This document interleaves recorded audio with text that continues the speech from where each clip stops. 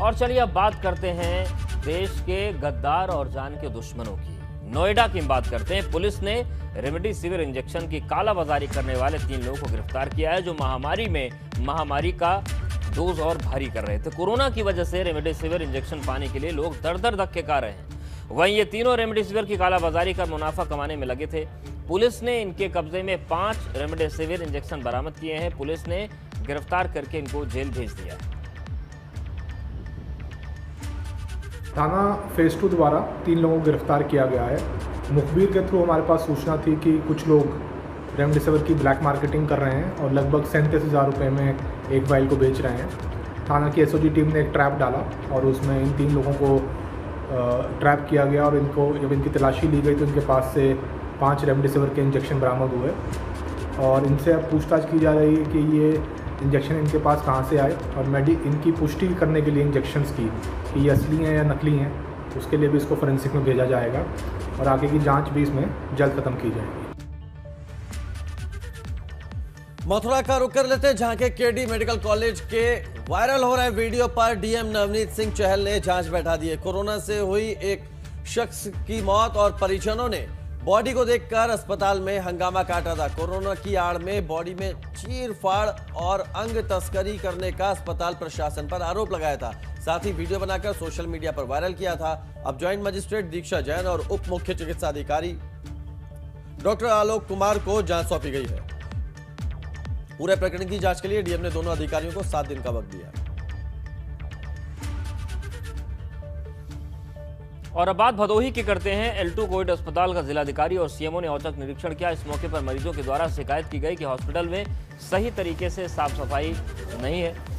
इसको लेकर जिलाधिकारी ने साफ सफाई और रोजाना सैनिटाइजेशन के सख्त निर्देश दिए हैं। तो भदोही का ये L2 अस्पताल है, जहां व्यवस्थाओं का जायजा लेने के लिए डीएम और सीएमओ पहुंचे थे।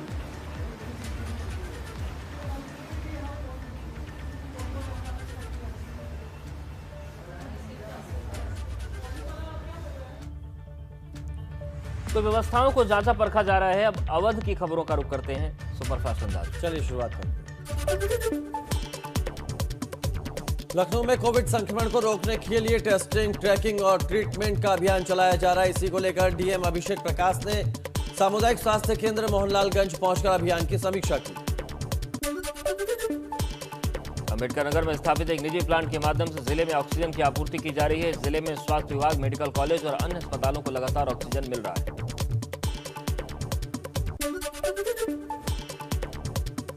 औरैया में बाजारों की हालत देखकर पुलिस अधीक्षक खुद सड़कों पर निकली और मार्केट में खुली दुकानों को बंद कराया गया। वहीं बेवजह घूम रहे लोगों पर उन्होंने कार्रवाई की। बता दें कि यहां लॉकडाउन लगा।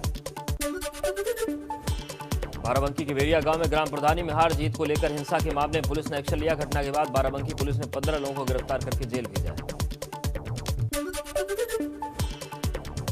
अमेठी में एबीपी गंगा की खबर का असर हुआ। यहां नवनिर्वाचित ग्राम प्रधान ने पाकिस्तानी गाने पर विजय जुलूस निकालने के मामले में कार्रवाई की गई है। पुलिस ने 5 नामजद और 50 अज्ञात लोगों के खिलाफ केस दर्ज किया। कौसाम्बी में जिला पंचायत के वार्ड नंबर 8 के सदस्य पद की विजेता सुनीता निषाद के पति ने विजय जुलूस निकाला। इस दौरान कोरोना नियमों की अनदेखी हुई। अब जुलूस का वीडियो सोशल मीडिया पर वायरल हो रहा है।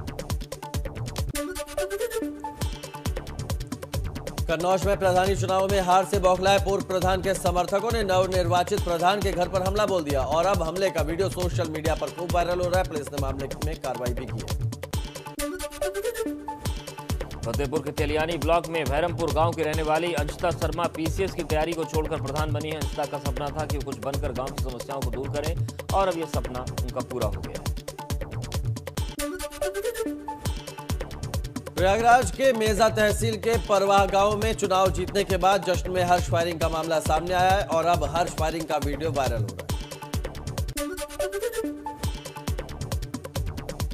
वहीं हरदोई में चोरी के संदिग्ध ट्रक और ड्राइवर को पकड़कर ला रही एसओजी की टीम के 2 सिपाहियों समेत ट्रक चालक रेलिंग तोड़ते हुए नहर में गिर गया।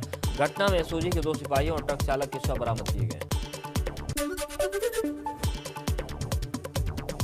सीतापुर के गांव में तेंदुआ होने की खबर पर पहुंचे ग्रामीणों पर तेंदुए ने अचानक हमला बोल दिया। तेंदुए के हमले में 2 ग्रामीण घायल हो गए और इस खौफनाक हमले का वीडियो एक ग्रामीण ने अपने मोबाइल में कैद कर लिया।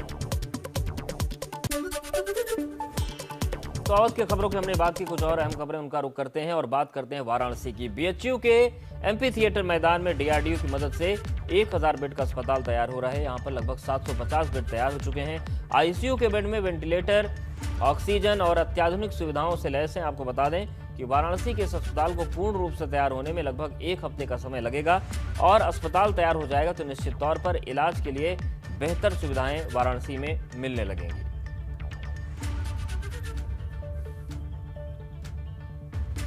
कोरोना की दूसरी वेव में ऑक्सीजन सबसे ज़रूरी चीज़ है। अगर ऑक्सीजन नहीं मिल रही है तो ऑक्सीजन के कारण मौतें हो रही हैं। लेकिन आपको बता दें कि वाराणसी शहर में ऑक्सीजन की उपलब्धता है, लेकिन अभी भी ऑक्सीजन देने के नाम पर ज़्यादा पैसे वसूले जा रहे हैं। ये हम नहीं कह रहे हैं, बल्कि काशी की जनता ये कह रही है। इसके साथ ही आपको बता दें कि वाराणसी के बाज़ारों से ऑक्सीमीटर गायब हैं और जहां मिल भी रहे हैं वहां 1000 से 1500 और 2000 2500 तक के ऑक्सीमीटर मिल रहे हैं। ऐसे में बड़ा सवाल है कि अभी भी इतने दावों के बावजूद भी राहत क्यों नहीं मिल रही है आम जनता को। नीतीश कुमार पांडे, एबीपी गंगा, वाराणसी। तो वाराणसी की स्थिति है, वहां पर 1 हफ्ते के बाद राहत मिल सकती है। अब बात करते हैं पश्चिमी यूपी की खबरों की सुपरफास्ट। चलिए शुरुआत करें। मुजफ्फरनगर के भारतीय किसान यूनियन के जिला अध्यक्ष ने चेतावनी दी है। उन्होंने कहा है कि अगर यहां किसी भी शख्स की प्रशासन की लापरवाही से मौत होती है तो भारतीय किसान यूनियन मृत व्यक्ति के शव का अंतिम संस्कार डीएम कार्यालय पर करेगी। अलीगढ़ के 5 इंजीनियर्स की टीम ने कामयाब ऑक्सीजन कंसंट्रेटर बनाया है। इंजीनियर्स का दावा है कि कंसंट्रेटर हवा में मौजूद 21% ऑक्सीजन को 90% से ज्यादा तक बढ़ाकर मरीज को डायरेक्ट सप्लाई देता है। नोएडा पुलिस को बड़ी कामयाबी मिली है। पुलिस ने रेमडेसिविर इंजेक्शन की कालाबाजारी करने वाले 3 लोगों को गिरफ्तार किया। इनके पास से 5 रेमडेसिविर इंजेक्शन भी बरामद हुए हैं। कासगंज में प्रधानी के चुनाव में वोट न देना महंगा पड़ गया। यहां पूर्व प्रधान ने दबंगों के साथ मिलकर प्रत्याशी समर्थक के घर पर लाठी डंडों से हमला कर दिया। इस हमले में कई लोगों के घायल होने की खबर है। मेरठ में खूनी संघर्ष का वीडियो सोशल मीडिया पर वायरल हो रहा है। वायरल वीडियो में करीब 1 दर्जन लोग हाथ में लाठी डंडे लिए एक दूसरे पर जानलेवा हमला कर रहे हैं। वहीं इस मामले में पुलिस ने 4 लोगों को गिरफ्तार किया है। शामली में लाइव फायरिंग का वीडियो वायरल हो रहा है। वायरल वीडियो में एक युवक लाइव फायरिंग करता नजर आ रहा है। बताया जा रहा है कि मामूली कहासुनी को लेकर लाइव फायरिंग की गई। हाथरस के गांव जाफराबाद में एक शादी समारोह का वीडियो वायरल हुआ है। वायरल वीडियो में अवैध असले से फायरिंग की जा रही है। वीडियो 3 मई का बताया जा रहा है। पुलिस ने इसका संज्ञान लिया। आगरा में अवैध तमंचा हाथ में लहराते हुए युवक का वीडियो सोशल मीडिया पर वायरल हुआ और उसके बाद हड़कंप मचा हुआ है। ग्रामीणों के मुताबिक गांव में दहशत फैलाने के लिए युवक अवैध तमंचा दिखा रहा था। बागपत में ईस्टर्न पेरिफेरल एक्सप्रेस वे पर पीएसी के जवानों से भरा ट्रक अनियंत्रित होकर पलट गया। हादसे में 22 जवान सवार थे, जिसमें 15 जवान घायल हुए जबकि अन्य को मामूली चोट आई है। मथुरा के चामुंडा घाट पर यमुना नदी में तसले में एक नवजात शिशु बहता हुआ मिला। स्थानीय लोगों ने पुलिस को बच्चे की जानकारी दी और उसके बाद पुलिस पहुंची। बच्चा सुरक्षित था। फिरोजाबाद के टूंडला में आकाशीय बिजली गिरने से एक युवक की मौत हो गई। युवक नगर पालिका में कर्मचारी था। वहीं घटना से परिवार में कोहराम मचा हुआ है और परिवार वालों का रो रो कर बुरा हाल है। और पश्चिमी यूपी की खबरें थी, कुछ और महत्वपूर्ण खबरें हैं उनका रुख करते हैं। टिहरी की बात करते हैं। टिहरी के घनसाली में बादल फटा। कल रात पिपोल गांव के ऊपर बादल फटा। बादल फटने से पिपोल गांव में भारी मलबा आया। हालांकि अभी तक जनहानि की सूचना नहीं, लेकिन आप देखिए रफ्तार मलबे की क्या थी और कितना ये भयानक दृश्य है। गाड़ियां इसमें फंस गई, सड़कों पर सैलाब बहने लगा। और ये कल रात की तस्वीरें हम आपको दिखा रहे हैं। अब उजाला हुआ है तो हो सकता है कि स्थितियां और स्पष्ट हो कि नुकसान कितना हुआ है, लेकिन टिहरी के घनसाली की तस्वीरें जहां पर बादल फटा और सैलाब आ गया। घनसाली पुराने तहसील के पास पंचायत घनसाली का कूड़ा वाहन मलबे में दबकर क्षतिग्रस्त हो गया। लोगों को भारी दिक्कतों का सामना करना पड़ा।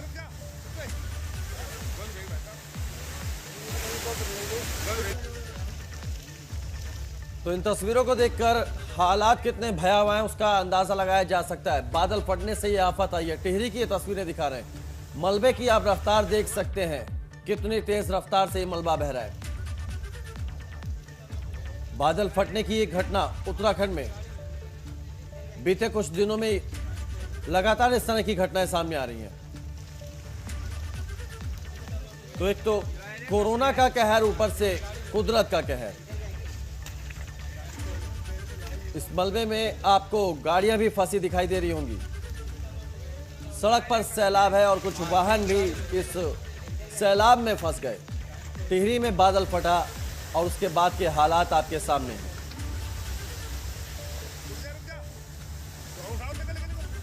दो तस्वीरें आपको दिखा रहे हैं। सड़क पर सैलाब बह रहा है और एक वाहन है जो मलबे में फंस गया।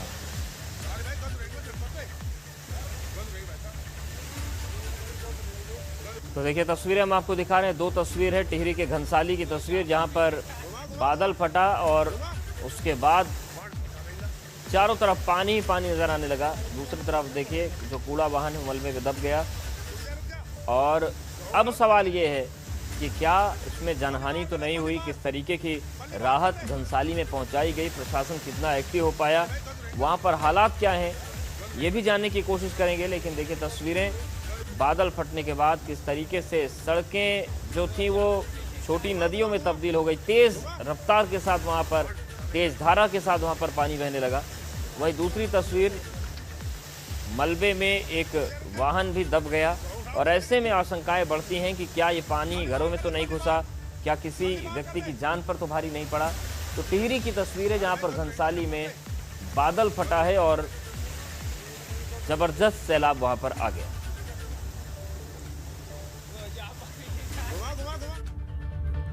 और अब बात लक्सर की, जहां दो पक्षों में विवाद के बाद फायरिंग हो गई, जिससे कई लोगों को गोलियां लगी और गोली लगने से 3 लोगों की मौत हो गई। साथ ही 6 लोग गंभीर रूप से घायल हो गए। घायलों को लक्सर पुलिस ने इलाज के लिए रेफर कर दिया है, जहां से उन्हें हायर सेंटर भेज दिया गया। वहीं गांव में तनाव का माहौल बना हुआ है। गांव में पुलिस फोर्स को भी तैनात कर दिया गया है।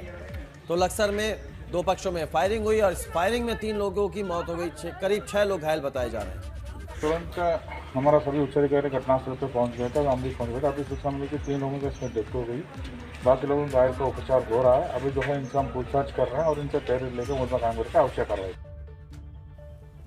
और अब बात जोशीमठ की, जहां बद्रीनाथ धाम में मंदिर परिसर के सामने बिजली की व्यवस्था बहाल हो चुकी है। और बद्रीनाथ धाम में मंदिर परिसर में बिजली व्यवस्था ठीक होने से मंदिर अब जगमगाने लगा है। आपको बता दें कि 18 मई को भगवान बद्रीनाथ धाम के कपाट खुलने हैं, इसीलिए तैयारियां चल रही हैं। बीच में बर्फबारी की वजह से काम थोड़ा बाधित जरूर हुआ था, लेकिन बिजली की व्यवस्था को यहां पर सुचारू कर दिया गया। तो 18 मई को कपाट खुलने हैं, यानी कि वक्त बहुत कम है, केवल 11 दिन का वक्त बचा है और बिजली व्यवस्था वहां पर चल रही है। और अब बात जोशीमठ के उस रैणी क्षेत्र की, जहां आई प्राकृतिक आपदा में जो पैदल पुल बह गया था, उस पुल को पीडब्ल्यूडी की ओर से तैयार कर दिया गया है। 100 मीटर लंबा पुल बनकर लगभग तैयार है, जिसको अंतिम रूप दिया जा रहा है। बताया जा रहा है कि रविवार को इस पुल पर आवागमन शुरू हो जाएगा। इस पुल के बनने से रैणी जुगजू गांव के लोगों को काफी फायदा मिलेगा।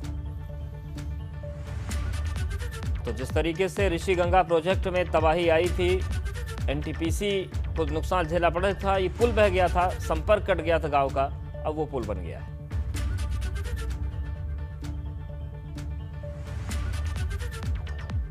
और अब उत्तराखंड की कुछ और अहम खबरें हैं, उनको आपको फटाफट अंदाज में दिखा देते हैं। चलिए शुरू करते हैं। देहरादून में कोविड कर्फ्यू 10 मई तक बढ़ा दिया गया है। राशन की दुकानों पर गुरुवार और शनिवार के दिन ही खुलेंगी, हालांकि फिर भी यहां हालात ठीक नहीं दिखाई दे रहे। हरिद्वार में कर्फ्यू के बाद भी बाजारों में चहल पहल देखी जा रही है। बाहर से आए तमाम श्रद्धालु बेरोक-टोक बाजार में घूम रहे हैं। बाजारों में कर्फ्यू जैसा माहौल नहीं दिख रहा है। रुड़की में डीएम के निर्देश के बाद एम्बुलेंस संचालकों को मनमानी पर रोक लगाने के लिए ज्वाइंट मजिस्ट्रेट सख्त नजर आ रही है। उनका कहना है कि अगर कोई एम्बुलेंस संचालक ज्यादा किराया लेता हुआ पकड़ा गया तो उसके खिलाफ कार्रवाई की जाएगी। मसूरी के मुख्य चौराहों पर एसडीएम के नेतृत्व में कोतवाल और इत्यादि अधिकारी की ओर से दंडात्मक कार्रवाई हुई। सड़कों पर बेवजह घूमने वाले लोगों पर कार्रवाई की गई। पौड़ी में विटामिन सी रहित फल को 2 गुने और महंगे दामों पर सब्जी और फल विक्रेता बेच रहे हैं। यहां पर बिना रेट लिस्ट के ही कई फल विक्रेताओं ने अपनी मनमर्जी के दाम लगा लिए। काशीपुर में पुलिस और स्वास्थ्य विभाग की टीम ने निजी चिकित्सालयों पर छापे मारे। पुलिस और स्वास्थ्य विभाग को इस दौरान काशीपुर के मुरादाबाद रोड स्थित स्पर्श हॉस्पिटल में भारी अनियमितता मिली। रुद्रप्रयाग में कोविड-19 वैक्सीनेशन के लिए ग्रामीण स्वास्थ्य केंद्रों में लोगों की भारी भीड़ उमड़ रही है। इस दौरान यहां सामाजिक दूरी का पालन नहीं हो रहा है। कई लोग बिना मास्क के पहुंच रहे हैं। हल्द्वानी में एसएसपी ने पुलिसकर्मियों और उनके परिजनों के लिए अब एम्बुलेंस सेवा की शुरुआत की है, ताकि कोविड के दौरान पुलिसकर्मियों और उनके परिजनों को तुरंत अस्पतालों में ले जाया जा सके। उत्तराखंड हाईकोर्ट ने अपने पूर्व के आदेश का पालन नहीं करने पर कृषि सचिव को अवमानना का नोटिस जारी किया है। साथ ही 3 हफ्ते के अंदर जवाब पेश करने को कहा है। नैनीताल की नैनी झील में अब अत्याधुनिक नया गेट लगा दिया गया है। झील से अतिरिक्त पानी की निकासी करने वाले 2 गेट को निकल प्लेटिंग वाली तकनीक के साथ ऑटोमेशन सिस्टम के अनुरूप बनाया गया है। तो ये उत्तराखंड की खबरें थी जो हमने आपको बताई। एक छोटे से ब्रेक के लिए रुक रहे हैं, फौरन वापस बने रहिए हमारे साथ। चलिए कुछ और खबरों पर नजर डालते हैं और बात करते हैं पश्चिमी उत्तर प्रदेश की राजनीति के मजबूत स्तंभ अजीत सिंह का जाना राजनीति में एक शून्य की तरह है। उन्हें 22 अप्रैल से कोरोना हुआ था। 4 मई से वो वेंटिलेटर पे थे। डॉक्टर दिन रात उन्हें बचाने की कोशिश कर रहे थे, लेकिन गुरुवार को वो खबर आई जिसने उनके परिवार और शुभचिंतकों को शब्द शून्य कर दिया।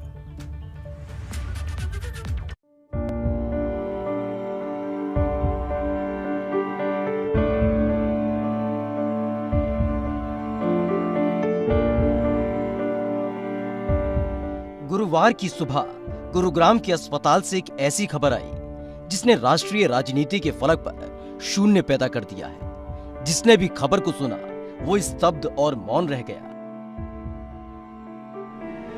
पश्चिमी उत्तर प्रदेश की राजनीति के मजबूत स्तंभ के तौर पर पहचान रखने वाले राष्ट्रीय लोकदल के अध्यक्ष अजीत सिंह ने अंतिम सांसें ली और इसी के साथ राष्ट्रीय राजनीति में पश्चिमी यूपी के एक नायक का सूर्य अस्त हो गया। देश के पूर्व प्रधानमंत्री चौधरी चरण सिंह की राजनीतिक विरासत को आगे बढ़ाने वाले उनके बेटे अजीत सिंह किसानों के बीच खासे लोकप्रिय रहे और जब भी मौका मिला तब राष्ट्रीय राजनीति में भागीदारी के जरिए किसानों की आवाज को बुलंद किया। लेकिन निष्ठुर हो चुके समय ने एक जननेता को छीन लिया।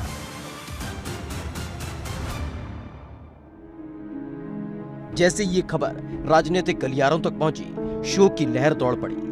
गांव खेड़ों तक अपनी सक्रियता की वजह से पहचान रखने वाले अजीत सिंह के निधन की खबर ने गांव गलियों को स्तब्ध कर दिया। पश्चिमी यूपी की राजनीति के एक बड़े चेहरे का यूं चले जाना सबको मौन कर गया। 22 अप्रैल को हुए थे कोरोना संक्रमित।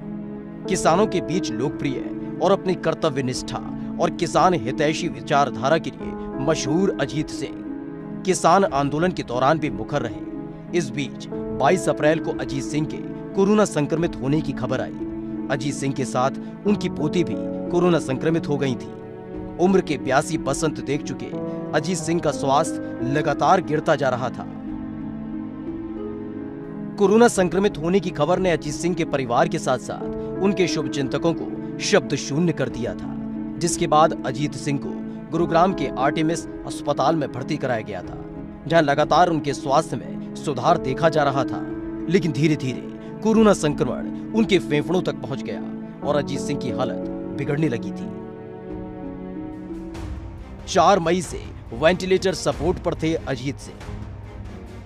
आरएलडी के मुखिया अजीत सिंह का स्वास्थ्य लगातार बिगड़ता जा रहा था। इसके बाद से धीरे धीरे उनके फेफड़ों में संक्रमण बढ़ता चला गया। 4 मई को जब उनकी तबीयत ज्यादा खराब हो गई तो उन्हें गुरुग्राम के आर्टेमिस अस्पताल में वेंटिलेटर सपोर्ट पर रखा गया। इस दौरान अजीत सिंह 2 दिन तक इस कोरोना से लड़ते रहे। लेकिन गुरुवार सुबह एक ऐसी खबर आई जिसने राजनीतिक दिग्गजों को शब्द शून्य कर दिया, तो वहीं राजनीतिक गलियारे को स्तब्ध कर दिया। गुरुवार सुबह ली अंतिम सांस।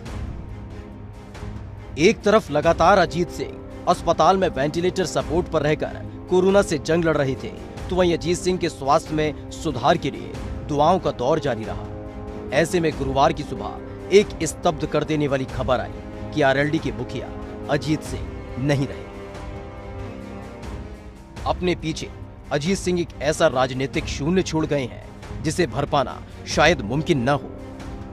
जाट परिवार से ताल्लुक रखने वाले अजीत सिंह ने कई सीमाओं को अपने राजनीतिक सफर में तोड़ा था और यही वजह थी कि पश्चिमी यूपी की राजनीति एक वक्त में अजीत सिंह के इर्द गिर्द घूमती नजर आती थी। एक ऐसा ही खाली पर अजीत सिंह के निधन से देश की राजनीति में देखने को मिल रहा है, जिसे भारतीय राजनीति का स्वर्णिम इतिहास कभी भुला नहीं पाएगा और अजीत सिंह का नाम उसी राजनीतिक इतिहास में अमिट हो गया। Bureau report, ABP Ganga. तो फिलहाल गंगा सवेरा के इस बुलेटिन में इतना ही।